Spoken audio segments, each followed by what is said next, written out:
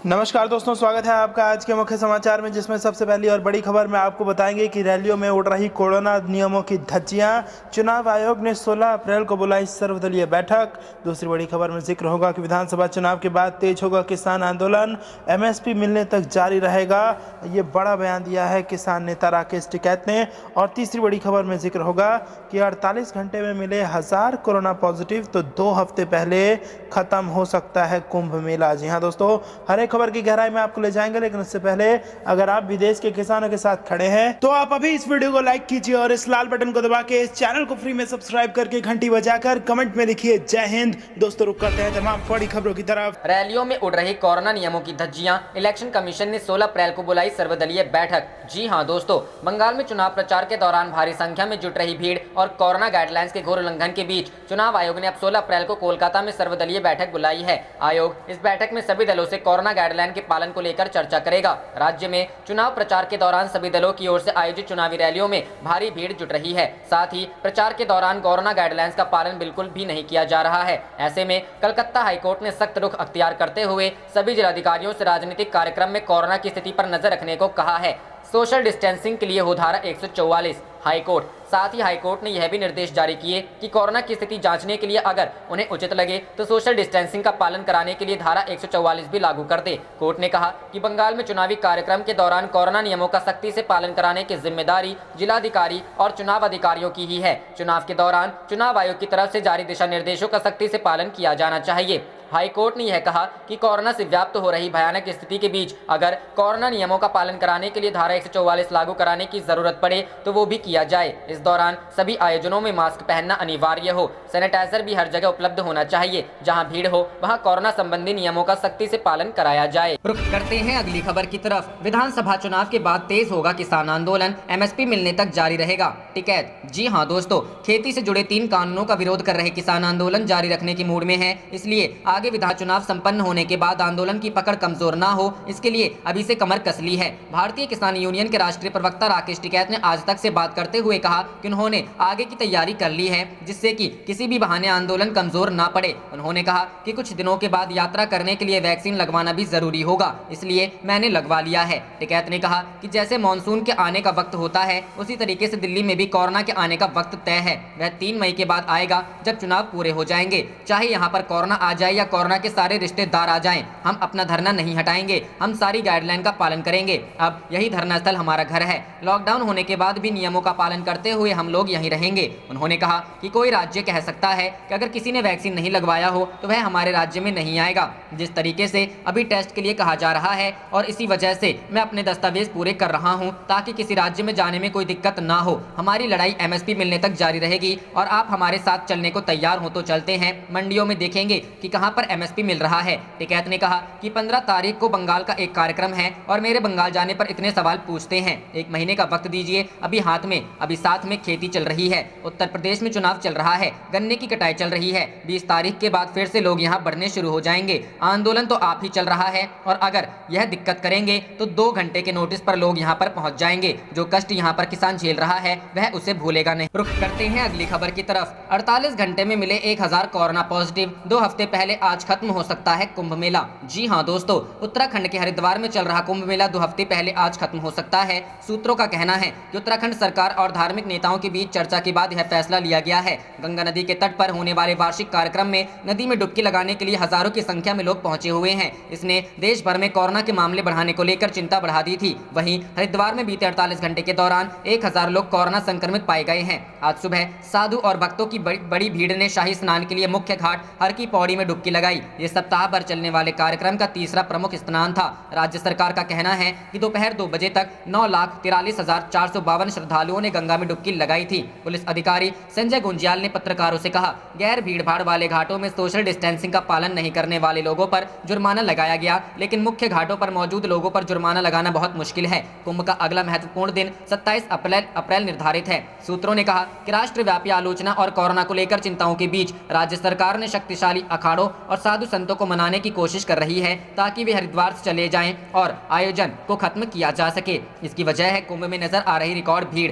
Uttarakhand police के प्रमुख अशोक कुमार ने कहा कि दोपहर तक लगभग 10 लाख लोगों ने नदी में स्नान किया। कुंभ में कोई सोशल डिस्टेंसिंग का पाबंद नहीं हो रहा है और न ही कोई साधु या उनके अनुयायी घाट पर मास्क लगाए हुए नजर आ रहे हैं। वे ऐसे ही घाट पर घूमते और नदी में डुबकी लगाते हुए नजर आते हैं। बता दें कि उत्तराखंड में मंगलवार को 1925 लोग कोरोना संक्रमित पाए गए हैं। यह एक दिन में सामने आए संक्रमितों की सबसे ज्यादा संख्या है। इसके अलावा हरिद्वार में 2 दिन में 1000 मामले सामने आए हैं। रुख करते हैं अगली खबर की तरफ। चुनावी रैली में बोली ममता बनर्जी, बीजेपी की वजह से पश्चिम बंगाल में बढ़े कोरोना केस। जी हां दोस्तों, पश्चिम बंगाल की मुख्यमंत्री ममता बनर्जी ने बुधवार को आरोप लगाया कि भारतीय जनता पार्टी की वजह से राज्य में कोरोना के केस बढ़ रहे हैं। ममता बनर्जी ने कहा कि बीजेपी चुनाव प्रचार के लिए बाहरी लोगों को ला रही है और इस वजह से संक्रमण फैला है। राज्य में विधानसभा चुनाव के 4 चरण हो चुके हैं और 4 चरणों की वोटिंग अब भी बाकी है और संक्रमण की रफ्तार बढ़ने के बावजूद सभी पार्टियां बड़ी बड़ी रैलियां कर रही हैं जिनमें कोरोना नियमों का जमकर उल्लंघन होता दिख रहा है। जलपाईगुड़ी एक चुनावी रैली में ममता ने कहा,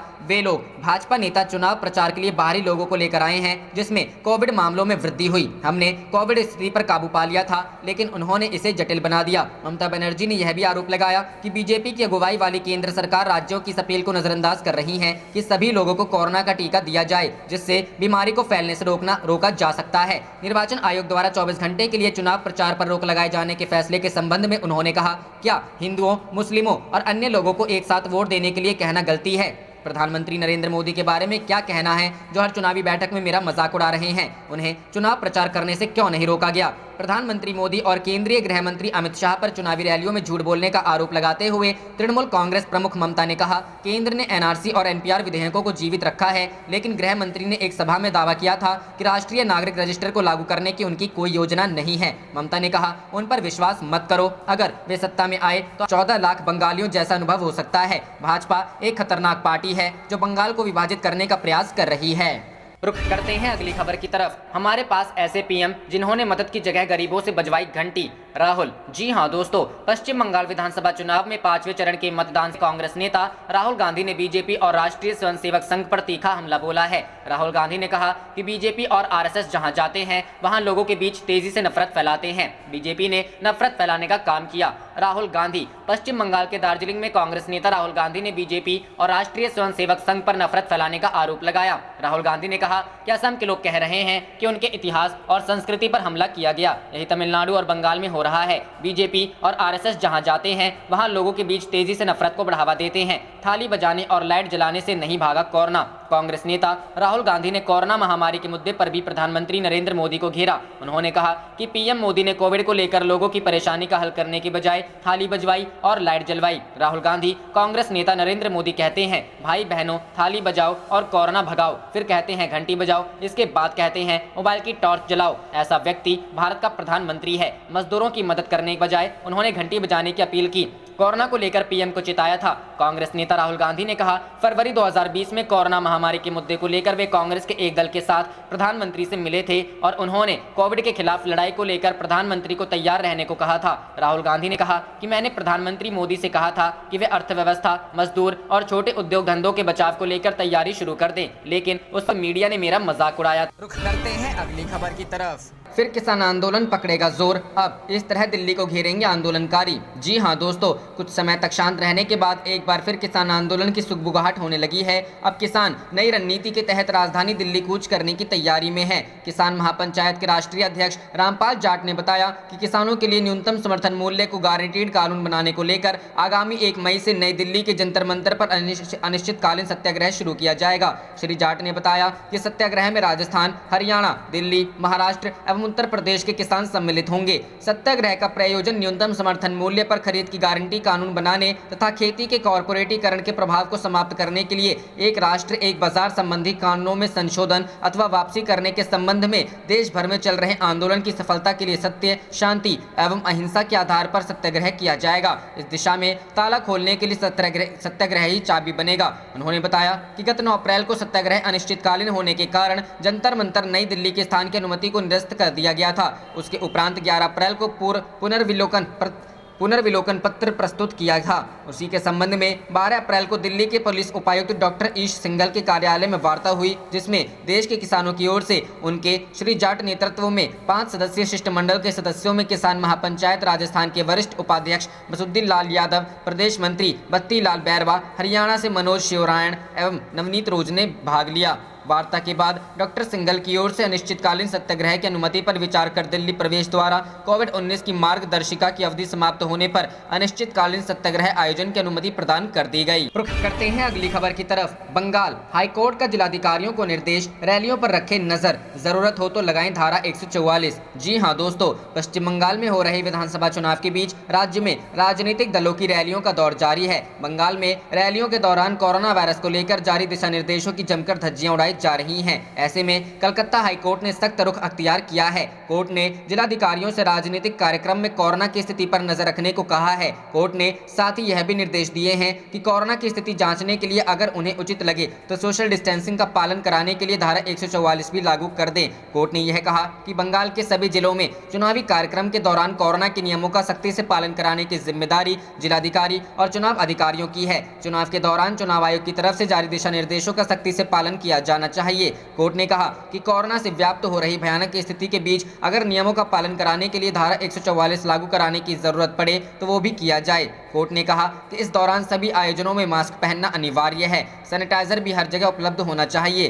गैदरिंग्स के दौरान कोरोना संबंधी नियमों का सख्ती से पालन कराया जाए। जमकर उठ रही नियमों की धज्जियां। बंगाल में 4 चरण का चुनाव संपन्न हो चुका है और 5वें चरण के लिए प्रचार जारी है। देश भर में कोरोना के मामले तेजी से बढ़ रहे हैं। कोरोना के बढ़ते केस से किसी भी राजनीतिक दल ने सीख न ली है और नियमों को ताक पर रखकर रैलियां या रोड शो का आयोजन किया जा रहा है। इन रैलियों में ना तो कोई मास्क लगा रहा है और ना ही कोई सोशल डिस्टेंसिंग का पालन कर रहा है। रुख करते हैं अगली खबर की तरफ। यूपी में अमानवीयता चरम पर, अस्पताल की जगह शमशान की क्षमता बढ़ा रही सरकार, प्रियंका गांधी। जी हां दोस्तों, उत्तर प्रदेश में कोरोना के बढ़ते प्रकोप के चलते हड़कंप मचा हुआ है। इसे देखते हुए कांग्रेस की महासचिव और यूपी कांग्रेस प्रभारी प्रियंका गांधी ने प्रदेश के कांग्रेस नेताओं के साथ आपात बैठक की है। प्रियंका गांधी ने वीडियो कॉन्फ्रेंसिंग के जरिए यूपी में कोरोना की भयावह स्थिति पर चर्चा की। बैठक में प्रियंका गांधी ने कहा कि यूपी में कोरोना संकट के दौरान अमानवीयता चरम पर है। सरकार अस्पताल की क्षमता की जगह शमशान घाट की क्षमता बढ़ा रही है। उन्होंने कहा कि सरकार आंकड़ों से नहीं, लोगों की जिंदगी से खेल रही है।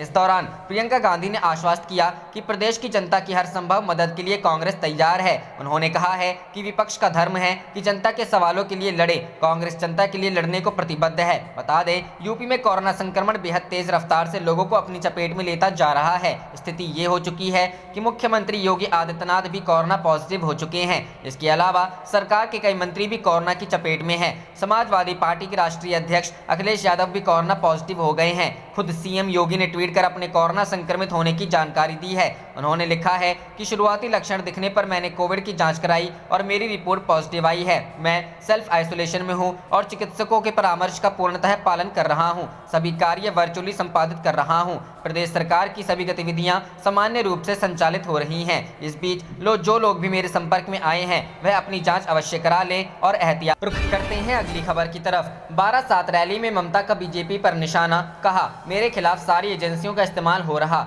जी हां दोस्तों, पश्चिम बंगाल के 12/7 में रैली करने पहुंची ममता बनर्जी ने बीजेपी पर जमकर निशाना साधा। उन्होंने कहा कि केंद्र सरकार मेरे खिलाफ सभी एजेंसियों का इस्तेमाल कर रही है। उन्होंने कहा कि अगर आप मुझ पर हमला करेंगे तो मैं पलटकर जवाब दूंगी। मैं डर कर छिपने वालों में से नहीं हूं। मैं एक पैर से पूरे बंगाल की यात्रा कर रही हूं। मेरे साथ पूरे बंगाल की महिलाओं का समर्थन है। वो लोग बंगाल को बचाएंगी। चुनाव आयोग द्वारा 24 घंटे तक प्रचार से रोक लगाए जाने के बाद 12/7 में पहुंची ममता ने कहा कि पिछले 24 घंटे में मैं प्रचार नहीं कर सकी और 72 घंटे 5वें चरण के चुनाव प्रचार के लिए इस्तेमाल नहीं किए जा सकते। इसका मतलब है 4 दिन प्रचार नहीं होगा। वहीं बीजेपी नेता प्रचार करेंगे, मैं नहीं कर सकती। बंगाल के लोग न्याय करेंगे। उन्होंने बीजेपी पर निशाना साधते हुए कहा कि आपके पास तो सब कुछ है, फिर आप मुझसे इतना क्यों डर रहे हैं। उन्होंने कहा कि स्वामी विवेकानंद बनारस से लौट रहे थे। उनके अंग्रेज दोस्त ने पूछा कि आपके पास सब कुछ है, पैसे से लेकर आर्मी तक, फिर आप प्लासी की लड़ाई क्यों नहीं जीत सके। विवेकानंद ने उन्हें बताया कि हमारे नेता युद्ध में साथ नहीं खड़े हुए। ममता ने आगे कहा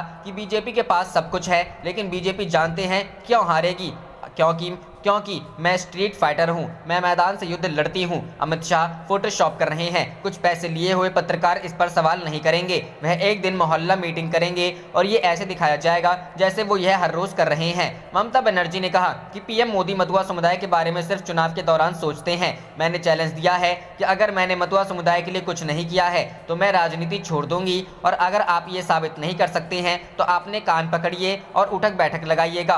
मैं मोदी को चैलेंज करती हूं। ममता ने कहा कि मैं सीतलकुची में पीड़ित परिवार से मुलाकात करूंगी। जब तब पीएम और एचएम कहां थे? आपकी गलती की वजह से कोरोना के मामले बढ़ रहे हैं। मैंने कई बार वैक्सीन की मांग की है। फरवरी महीने में मैंने वैक्सीन की मांग की थी, आपने मुझे वैक्सीन क्यों नहीं दी? वैक्सीन फ्री होनी चाहिए। क्या गुजरात में BJP party office corona injection भेज रहा है? गुजरात में पहले महिलाओं के पास कैश होता था, लेकिन पीएम मोदी ने नोटबंदी करके सब खत्म कर दिया। ये चुनाव बंगाल को बचाने का है। मैं बंगाल को गुजरात नहीं बनने दूंगी। रुख करते हैं अगली खबर की तरफ। सपा अध्यक्ष अखिलेश यादव कोरोना वायरस से संक्रमित हुए। जी हां दोस्तों, समाजवादी पार्टी अध्यक्ष और उत्तर प्रदेश के पूर्व मुख्यमंत्री अखिलेश यादव कोविड-19 से संक्रमित हो गए हैं। अखिलेश ने खुद ट्वीट कर इसकी जानकारी दी। उन्होंने कहा, अभी अभी मेरी कोविड-19 जांच की रिपोर्ट आई है। मैं संक्रमित हो गया हूं। मैंने अपने आप को सबसे अलग कर लिया है और घर पर ही उपचार शुरू हो गया है। उन्होंने इसी ट्वीट में कहा, पिछले कुछ दिनों में जो लोग मेरे संपर्क में आए हैं उन सबसे विनम्र आग्रह है कि वे भी जाँच करा ले। उन सभी कुछ दिनों तक पृथकवास में रहने की विनती भी है। रुख करते हैं अगली खबर की तरफ। किसान आंदोलन में ऐलान। उत्तर प्रदेश पंचायत चुनावों में भाजपा का विरोध करेगी भारतीय किसान यूनियन। जी हां दोस्तों, उत्तर प्रदेश की योगी आदित्यनाथ सरकार के सामने नई मुश्किलें खड़ी हो सकती हैं। राज्य में किसानों का कृषि कानूनों के खिलाफ राष्ट्रीय स्तर पर धरना और विरोध प्रदर्शन भी चल रहा है। संयुक्त किसान मोर्चा ने 5 राज्यों में चल रहे विधानसभा चुनावों को लेकर वहां किसानों से भाजपा का विरोध करने की अपील की थी। अब उत्तर प्रदेश के प्रमुख किसान संगठन भारतीय किसान यूनियन ने राज्य के पंचायत चुनावों में भाजपा के विरोध करने का निर्णय किया है। किसानों की विशाल आबादी वाले इस राज्य में किसानों की इस अपील से भाजपा को नुकसान हो सकता है। भारतीय किसान यूनियन के नेता युद्धवीर सिंह ने एक बयान जारी करते हुए कहा है कि उनका संगठन पूरी तरह अराजनैतिक है। इसका यह अर्थ है कि वे स्वयं चुनाव में हिस्सा नहीं लेंगे, लेकिन विधानसभा चुनावों की तरह वे उत्तर प्रदेश के किसानों से भी अपील कर रहे हैं कि वे भाजपा को वोट ना दें, क्योंकि किसानों के खिलाफ लाए गए इस कानूनों की जड़ वही है। अगर भाजपा को किसानों का वोट लेना है तो उसे इस मुद्दे पर किसानों का साथ देना पड़ेगा और उसे अपनी ही सरकार से अपील करनी पड़ेगी कि ये कानून तुरंत वापस लिए जाएं। यहाँ हो सकता है गहरा असर। हालांकि किसानों की यह अपील राज्यों के लिए नई नहीं है। इसके पहले भी संयुक्त किसान मोर्चा के किसान नेताओं ने पश्चिम बंगाल सहित 5 चुनावी राज्यों में किसानों से भाजपा के अलावा बाकी किसी भी दल को वोट देने की अपील की थी, लेकिन किसानों की इस अपील का कितना असर हुआ है इस पर अभी से कुछ कहा नहीं जा सकता। 5 ही चुनावी राज्यों में किसान आंदोलन की बहुत प्रभावी भूमिका नहीं है, इसलिए किसानों की इस अपील के प्रभाव को लेकर आशंकाएं जताई जा रही है। लेकिन ठीक यही बात उत्तर प्रदेश के संदर्भ में नहीं कही जा सकती है। 26 नवंबर 2020 से शुरू हुए किसान आंदोलन को पंजाब हरियाणा के किसान संगठनों ने तेज करने का काम किया, तो उत्तर प्रदेश में इस आंदोलन को धार देने का काम भारतीय किसान यूनियन ने ही किया है। इस संगठन का पश्चिम उत्तर प्रदेश में काफी अच्छा असर बताया जाता है। यही कारण है कि माना जा रहा है कि किसानों की इस अपील का पश्चिम उत्तर प्रदेश में गहरा असर पड़ सकता है और इस कारण भाजपा को काफी नुकसान उठाना पड़ सकता है। वहीं भारतीय किसान यूनियन के नेता पूर्वांचल के इलाकों में भी लगातार प्रवास कर किसानों को अपने हाथ साथ जोड़ने की अपील कर रहे हैं। किसान आंदोलन को कांग्रेस और समाजवादी पार्टी से भी सहयोग मिल रहा है, जो पिछले कुछ चुनावों से बैकफुट पर चल रहे हैं। अगर ये समीकरण अपना असर दिखाने में एकजुट हो जाते हैं तो भाजपा को पश्चिम के साथ साथ पूर्वांचल के इलाकों में भी नुकसान हो सकता है। रुख करते हैं अगली खबर की तरफ। सीएम ममता बनर्जी को किया बैन, तेजस्वी यादव बोले बीजेपी का गुलाम बना निर्वाचन आयोग। जी हां दोस्तों, बिहार में नेता प्रतिपक्ष तेजस्वी यादव चुनाव आयोग द्वारा पश्चिम बंगाल की मुख्यमंत्री ममता बनर्जी के चुनाव प्रचार पर रोक लगाए जाने पर भड़कते हुए कहा है कि बंगाल में चुनाव आयोग का निर्णय असंवैधानिक और अलोकतांत्रिक है। चुनाव आयोग अपना काम न कर सत्ता पक्ष की गुलामी कर रही है। उन्होंने चुनाव आयोग की कार्यशैली पर सवाल उठाते हुए ममता बनर्जी के चुनाव प्रचार पर रोक लगाए जाने से नाराजगी जताई है। दिल्ली से पटना पहुंची तेजस्वी यादव ने कहा है कि चुनाव आयोग अब भाजपा मीडिया सेल के तौर पर काम कर रहा है। उन्होंने कहा कि हकीकत यह है कि चुनाव आयोग और भाजपा आयोग बनकर रह गया है। जिस तरह एक तरफा कार्रवाई की जा रही है वह इस बात का प्रमाण है। उल्लेखनीय है कि बंगाल में ममता बनर्जी को 24 घंटे के लिए चुनाव प्रचार पर बैन लगा दिया है, जिसके बाद नेता प्रतिपक्ष जबरदस्त भड़के हुए हैं। वहीं भाजपा सांसद और पूर्व उप मुख्यमंत्री सुशील कुमार मोदी की तरफ से लगाए आरोपों पर जवाब देते हुए तेजस्वी ने कहा कि सुशील मोदी को उनकी खुद की पार्टी नहीं पूछ रही है। पूर्व उप मुख्यमंत्री हाशिए पर चले गए हैं, लिहाजा खबरों में बने रहने के लिए वह कुछ भी बयान देते रहते हैं। उन्होंने कहा कि सुशील मोदी कितना सच बोलते हैं यह बात सबको पता है। नेता प्रतिपक्ष ने कहा कि मधुबनी कांड के पीछे भाजपा विधायक की भूमिका रही है। इस मामले में अब तक के भाजपा नेताओं के ऊपर कोई कार्रवाई नहीं की गई। खुद पीड़ित परिवार के लोग बयान दे रहे हैं, लेकिन सुशील मोदी अपनी डफली बजाने से बाज नहीं आते। तेजस्वी यादव ने दिन प्रतिदिन बिहार में बढ़ रहे कोरोना को लेकर कहा कि लोगों को सख्ती से एहतियात बरतने की जरूरत है। इसके साथ ही कहा कि सरकार को भी इस मामले में खास इंतजाम किया करना चाहिए। रुख करते हैं अगली खबर की तरफ। गोवा में बीजेपी को बड़ा झटका, गोवा फॉरवर्ड पार्टी ने एनडीए से तोड़ा रिश्ता। जी हां दोस्तों, गोवा में बीजेपी को आज उस वक्त बड़ा झटका लगा जब उसकी सहयोगी पार्टी गोवा फॉरवर्ड पार्टी ने एनडीए से रिश्ता तोड़ लिया। गोवा फॉरवर्ड पार्टी ने राज्य की भाजपा नीति सरकार पर गोवा विरोधी नीतियां अपनाने का आरोप लगाया और मंगलवार को वह राष्ट्रीय जनतांत्रिक गठबंधन से अलग हो गई। 40 सदस्यीय गोवा विधानसभा में जीएफपी के 3 विधायक हैं। जीएफपी ने 2017 में एनडीए को मनोहर पार्रिकर की अगुवाई में भाजपा की सरकार बनवाने के लिए समर्थन दिया था। आप देख रहे थे आपका अपना चैनल जय हिंद जय भारत।